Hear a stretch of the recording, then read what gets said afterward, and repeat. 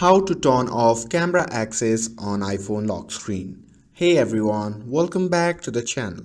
In today's video, I'll show you how you can disable camera access on your iPhone lock screen. So without further ado, let's get started.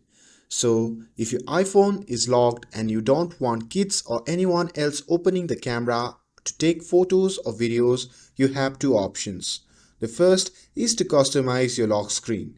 So simply tap and hold on the lock screen and select customize and choose lock screen. Now from here, simply remove the camera icon and tap on done. However, even without the camera button, swiping left will still open the camera. So to fully disable it, simply head to the settings. Once you are in the settings, simply scroll down and tap on screen time and go to the content and privacy restrictions.